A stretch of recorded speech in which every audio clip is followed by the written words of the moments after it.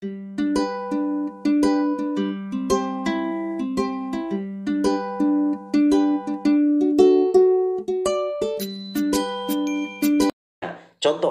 saya buat contoh. Kalau kita menerima pengajaran dari seorang tokoh agama yang tidak benar, apakah kita harus mengikuti?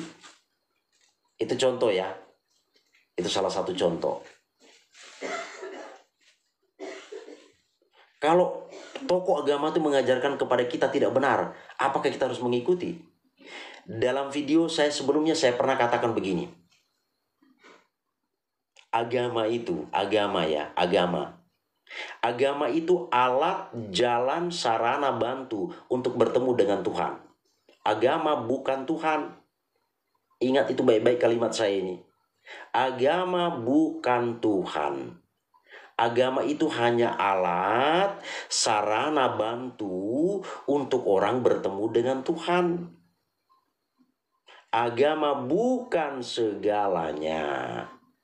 Agama bukan segalanya. Maka mari kita berpikir secara waras. Agama bukan segalanya. Saya makan nasi, saya beli beras, apakah saya makan nasi itu berdasarkan agama saya? Oh, karena saya agama ini maka saya berhak makan nasi dari beras itu. Apakah demikian? Agama itu hanya alat, hanya jalan untuk orang bertemu dengan Pencipta. Maka kalau kita mau bertemu dengan Pencipta itu kan baik. Allah itu, Tuhan itu baik. Maka sarana yang mengantar kita ke sana pun harus baik. Itulah agama itu. Agama itu harus baik. Karena agama itu adalah alat, sarana, bantu untuk bertemu dengan Tuhan. Maka sarana itu harus baik. Saya mau pergi ke sebuah tempat. Saya mau menggunakan kendaraan bermotor. Maka kendaraan saya itu harus baik, bro. Kalau nggak mati saya di jalan ditabrak kendaraan yang lain.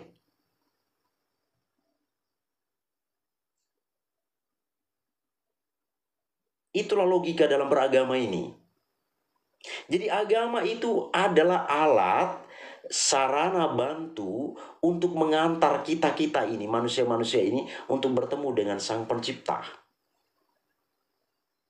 Pencipta itu baik. Tuhan itu baik. Maka sarana yang membawa kita ke sana pun harus baik. Kalau sarana yang mau mengantar kita ke sana, mengajak kita memusuhi orang lain, berarti ini sudah salah jurusan ini. Ini sudah salah jurusan.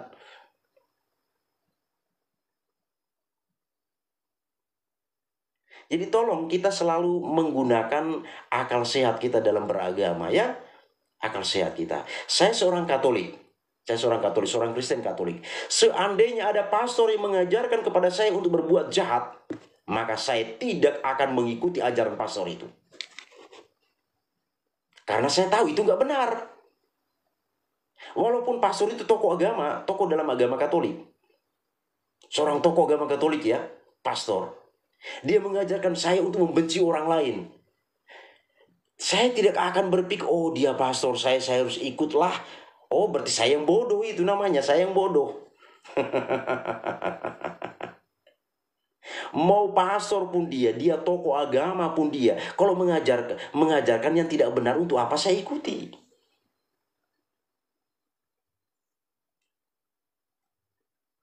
Jadi dalam beragama ini teman-temanku semua, dari lintas agama kita di room ini ya, saya tidak mengajak kita untuk memusuhi siapa-siapa. Hanya dengan situasi-situasi yang terjadi belakangan ini di bumi Indonesia ini, mari kita bercermin bahwa agama itu adalah alat, jalan, sarana, bantu untuk bertemu dengan Tuhan. Maka agama itu harus baik. Kalau harus baik, maka kita juga harus baik dengan orang-orang yang ada di sekitar kita. Dan sudah sekian banyak tempat sudah menunjukkan hal baik itu kepada kita. Banyak tempat.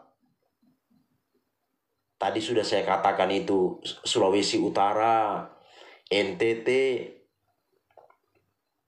Wah, NTT itu ademnya minta ampun. Adem sekali. Lewat pun kita di NTT ya, lewat pun kita disapa walaupun kita tidak mengenal dia, dia tidak mengenal kita. Itu di NTT. Karena orang hidup bukan berdasarkan agama. Orang hidup bukan dibawa-bawanya agamanya. Kemanusiaan yang dibawa, bro. Kemanusiaan yang dibawa.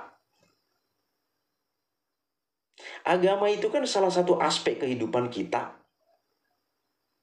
Maka dalam pembicaraan dalam ilmu pengetahuan kan banyak unsur di sana kan. Agama, sosial, kemasyarakatan, budaya. Ini kan unsur-unsur dalam hidup kita ini. Jadi jangan menjadikan agama itu menjadi segalanya dalam hidup. Ini parah, ini parah. Saya selalu dalam video saya selalu mengangkat sebuah keteladanan yang luar biasa dari NTT. Orang NTT itu tidak pun kita kenal dia pun tidak mengenal kita. Tapi ketika kita lewat, dia menyapa kita, Om selamat pagi, Tante selamat pagi, Ibu selamat sore, Bapak selamat malam. Kita tidak mengenal dia pun tidak mengenal kita. Artinya apa? Kemanusiaan itu yang utama, bukan agama yang dibawa-bawa. Beda ya, beda. Jadi teman-temanku sekalian dimanapun berada, dari agama manapun ya, saya tidak mengajak kita untuk mempersalahkan sebuah agama, tidak. Saya hanya mengajak kita untuk selalu berpikir secara baik dan benar dalam menjalankan kehidupan kita. Kalau memang itu ajarannya tidak baik untuk kita, untuk apa kita terima? Maka tadi saya buat contoh ekstrim tadi itu kan. Ini seorang pastor ya, saya seorang Katolik. Seorang pastor, kalau dia mengajarkan kepada saya untuk membenci orang lain, apakah saya karena dia pastor, saya ikut begitu saja?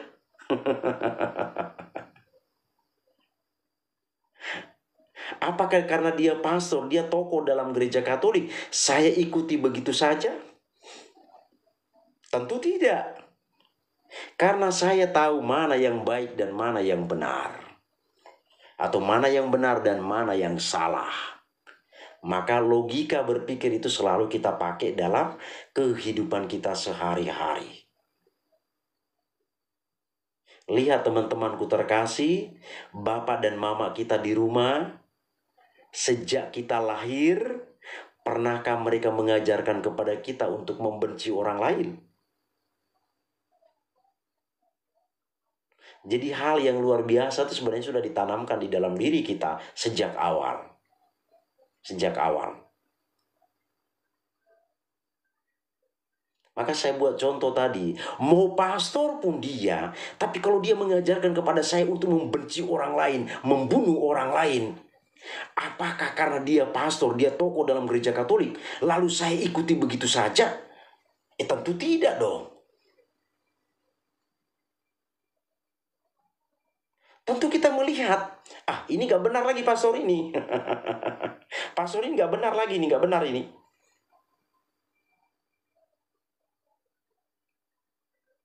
Jadi semua kita harus selalu menggunakan ya pemikiran kita. Tuhan kan sudah memberikan kita pemikiran untuk hidup kita.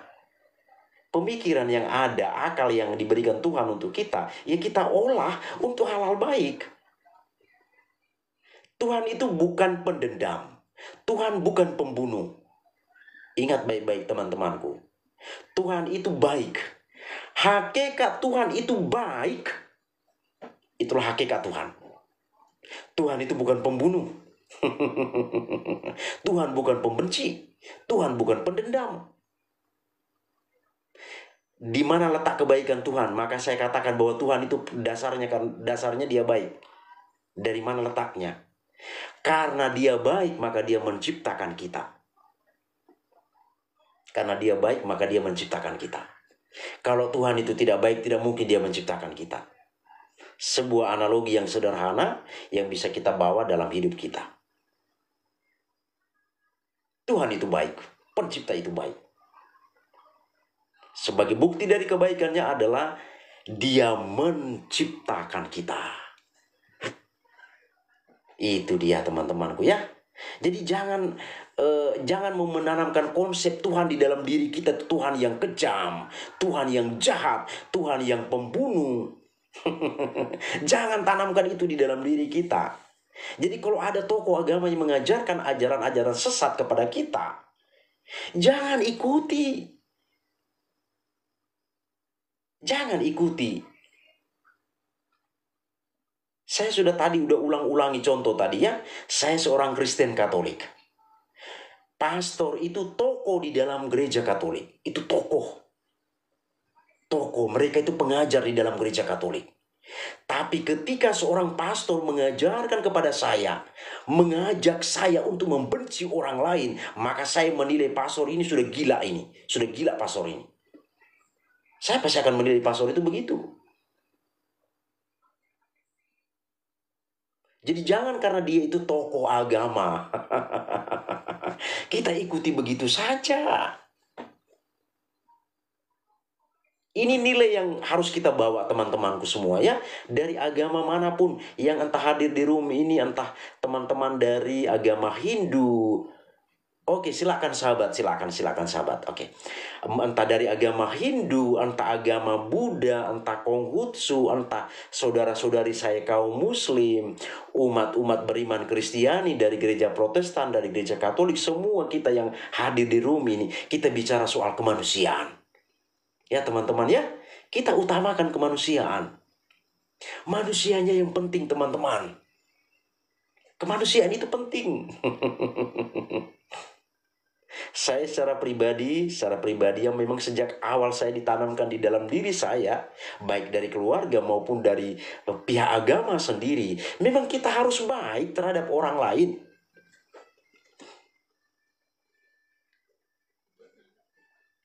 Maka ada satu ajaran dalam gereja ya, ajaran Kristen ini sangat baik. Boleh juga teman-teman memetik ajaran ini dan dipraktikkan dalam hidup sehari-hari. Bukan mengikuti agamanya sebagai umat Kristiani, tidak. Bukan demikian. Tapi kita petik ajaran ini untuk kehidupan kita. Sama seperti saya banyak menimba hal-hal baik dari teman-teman agama Buddha dan saya bawa dalam hidup saya. Kalau dalam ajaran agama Kristen itu dikatakan begini. Kasihilah sesamamu seperti engkau mengasihi dirimu sendiri. Kasihilah sesamamu manusia seperti engkau mengasihi dirimu sendiri. Artinya apa teman-teman? Sebagaimana kita mencintai diri kita, kita jaga diri kita biar tidak sakit. Maka supaya tidak sakit, bagi apa yang harus kita lakukan? Ya kita jaga pola makan kita, pola istirahat kita. Di jalan ketika mengendarai kendaraan kita harus hati-hati, tidak ugal-ugalan. Seperti kita jaga diri kita seperti itu, biar kita sehat. Kan begitu kan?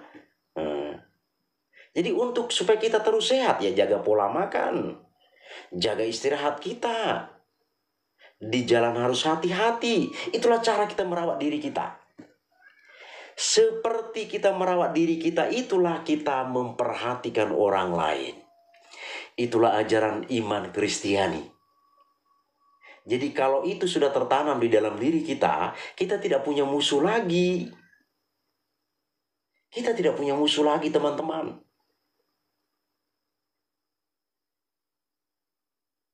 Kita tidak punya musuh lagi. Kenapa? Karena seperti kita menjaga diri kita biar kita sehat, kan begitu. Saya atur pola makan saya, atur pola tidur saya, konsumsi vitamin yang secukupnya, zat-zat makanan dari orang-orang kesehatan yang memadai, supaya tubuh saya sehat selalu. Dalam perjalanan keluar, membawa kendaraan saya tidak ugal-ugalan. Itu cara saya merawat diri saya biar saya sehat. Seperti itu juga bagaimana kita memperlakukan diri kita, kita memperlakukan juga orang lain. Inilah inti ajaran iman Kristiani. Sekali lagi mohon maaf teman-teman dari agama lain, bukan saya mau mengajak kita untuk menjadi orang Kristen, tidak. Saya hanya berbagi pengalaman ya, berbagi pengalaman, bersharing untuk kebaikan-kebaikan dalam hidup kita. Jadi teman-temanku sekalian, seandainya kita mencintai diri kita, kita mengasihi diri kita, demikian seperti itu juga kita memperlakukan orang lain, maka tidak ada musuh kita di bumi ini. Tidak ada musuh kita, teman-teman. Tidak ada musuh kita. Dari mana datangnya musuh? Toh kita memperlakukan dia sama seperti kita memperlakukan diri kita. Tidak akan ada musuh. Tidak akan ada peluang terjadinya permusuhan. Tidak akan ada itu. Saya secara pribadi, ketika saya pergi ke suatu tempat, melihat orang-orang Buddha itu, teman-teman Buddha, kusuk melakukan ibadah, saya kagum melihat mereka. Artinya apa? Kalau semua umat beragama di muka bumi ini, terlebih di bumi Indonesia, tekun melakukan kegiatan peribadatan keagamaannya, maka tidak ada peluang untuk terjadi kejahatan. Kemudian saya melihat teman-teman Hindu melakukan kegiatan keagamaan. Damai saya rasa di hati saya. Damai saya. Kemudian saya secara pribadi ketika melihat anak-anak Muslim yang menggunakan busana yang sangat bagus, pergi belajar ngaji. Saya kagum melihat anak-anak itu. Pernah sampai saya merinding melihat anak-anak itu. Wah, luar biasa. Seandainya semua umat manusia di Indonesia ini tekun beribadah, belajar tentang kehidupan beragama, maka damailah bumi ini, damailah negeri ini. Itu teman-teman ya. Jadi mari kita sama-sama petik hal yang baik ini untuk kita bawa dalam hidup kita sehari-hari ya. Kita bawa. Karena bagi kita teman-temanku semuanya dimanapun berada, tidak ada gunanya kok kita membangun permusuhan dengan orang lain. Tidak ada gunanya. Hanya membuat kita tidak nyaman. Sama seperti begini, ketika saya menyimpan dendam terhadap seseorang, maka ketika bertemu dengan orang itu batin saya tidak akan pernah nyaman. Mau nyaman bagaimana? Saya sudah menyimpan benci terhadap dia. Tidak akan pernah nyaman. Ini tidak akan bisa dipungkiri, teman-teman. Tidak akan bisa dipungkiri. Kalau saya sudah memunculkan rasa dendam di dalam diri saya terhadap orang itu, maka ketika bertemu dengan dia, saya tidak nyaman. Terusik ketenangan saya. Tapi ketika saya membangun relasi yang baik dengan dia, yang ada di dalam diri hanyalah kerinduan untuk bertemu. Hanya kerinduan. Jadi kita rindu bertemu dengan dia. Maka via telepon misalnya kita telepon dia, halo teman, apa kabar? Kita telepon teman-teman kita. Saya teman-temanku sekalian, saya seorang perantau ya. Saya seorang perantau. Asal saya dari Nusa Tenggara Timur dan saya berdomisili di Medan. Teman-teman saya itu, kami selalu komunikasi, teman-teman yang di NTT, mengungkapkan rasa rindu, kangen satu dengan yang lain, dan mengupayakan waktu untuk bertemu. Kenapa ini bisa terjadi? Karena kita membangun relasi baik dengan orang-orang yang ada di sekitar kita. Kalau kita tidak punya relasi baik dengan orang-orang yang ada di sekitar kita, maka sekedar rindu pun tidak. Sekedar rindu pun mereka sama kita tidak. Dan saya tidak kekurangan sahabat. Saya secara pribadi saya tidak kekurangan sahabat. Tidak pernah saya kekurangan sahabat. Ini pengalaman pribadi saya teman-teman ya. Jadi kita diharapkan. Mari kita utamakan kemanusiaan. Dalam membangun sebuah relasi, kita harus mengesampingkan agama. Jangan dalam membangun relasi kita tanya terlebih dahulu apa agamanya. Nanti langsung terbangun sebuah jurang pemisah di antara kita dengan dia. Apalagi sebelum-sebelumnya oleh tokoh-tokoh agama kita sudah diajarkan kepada kita bahwa agama itu begini, begini, begini, begini, begini. Jadi sebuah konsep negatif sudah terbangun di dalam diri kita. Kalau memang tokoh-tokoh agama kita selalu mengajarkan hal yang tidak baik. Jadi dalam membangun relasi dengan teman-teman, jangan kita tanya agamanya dulu. Jangan kita tanya agamanya. Karena kita utamakan kemanusiaan. Setelah kita dekat, akrab dengan dia, teman agama apa? Nah, ini enak teman-teman. Terima kasih saudari, terima kasih. Jadi kalau kita membangun relasi pertama langsung kita tanya apa agamanya, ya kita sudah membangun tembok pemisah antara kita dengan dia. Jadi dalam berteman, dalam membangun sahabat itu, relasi dengan orang lain, kita bangun relasi dulu. Kita dekat dengan dia. Kita dekat dengan dia. Setelah kita dekat, akrab dengan teman itu, supaya kita tidak salah ngomong misalnya, kita tanya, teman ngomong-ngomong apa agamanya? Nah, kan nanti kalau setelah tahu agamanya, kita bisa saling toleransi, saling mengerti. Kalau kamu agama ini ya sekarang bukannya kalian beribadat, kan begitu. Kita bisa saling mengingatkan, nilai-nilai baik akan timbul dari persahabatan itu. Nilai-nilai baik akan timbul. Jadi teman-temanku sekalian dimanapun ya, biasanya kalau saya live ini teman-teman dari Malaysia juga banyak hadir, Timor Leste juga banyak ketika saya live. Jadi mudah-mudahan teman-teman kita dari dua negara ini yang ikut juga hadir bersama kita, dan kita teman-teman yang ada di room ini dari Sabang sampai Merauke ya, kita hadir di sini. Kita pertama-tama harus membawa kemanusiaan dalam membangun relasi dengan siapapun. Kita harus membawa kemanusiaan. Yakinlah teman-teman, kalau kita sudah membawa kemanusiaan duluan, kita pasti akan dicintai oleh banyak orang. Kita pasti akan punya banyak teman. Kita pasti punya banyak sahabat. Saya secara pribadi, saya tidak kekurangan sahabat lintas agama. Karena saya seorang pengajar juga. Saya seorang pengajar. Teman-teman saya itu lintas agama. Lintas agama. Relasi saya dengan teman-teman saya itu sangat baik. Dan kami ketika bertemu, kami banyak bersharing, berbagi informasi. Iya benar saudari, benar. Ya, saya seorang guru. Oke. Jadi ketika kami bertemu, kami saling berbagi informasi satu dengan yang lain. Saling meneguhkan, kok bisa ya di sana ada kejadian seperti itu ya? Ini enak loh teman-teman.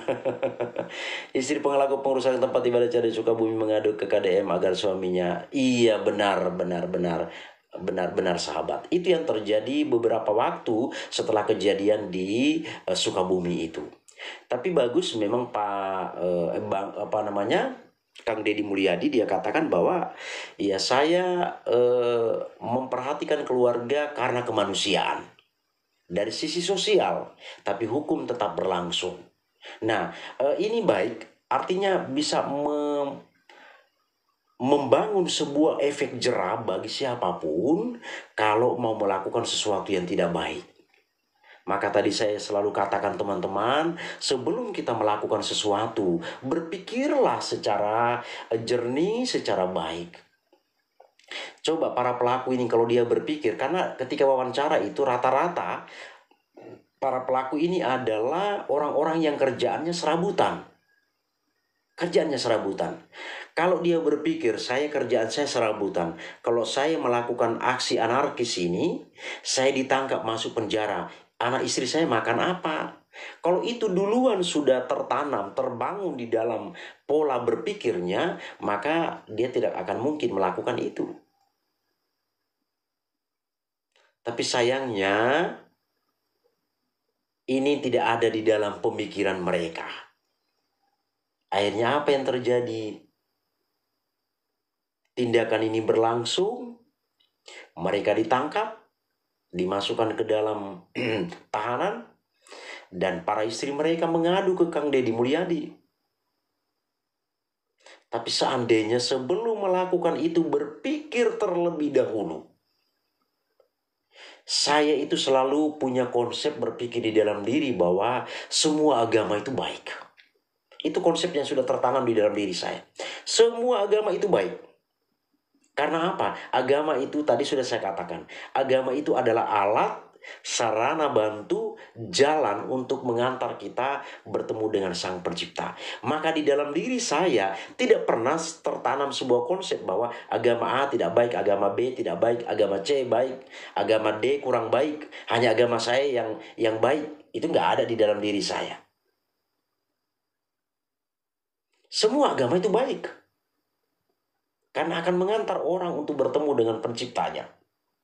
Jadi kalau ini sudah terbangun konsep ini di dalam diri kita, teman-temanku sekalian, tentu tidak ada musuh kita. Maka seperti tadi saya sempat singgung juga ajaran beriman Kristiani.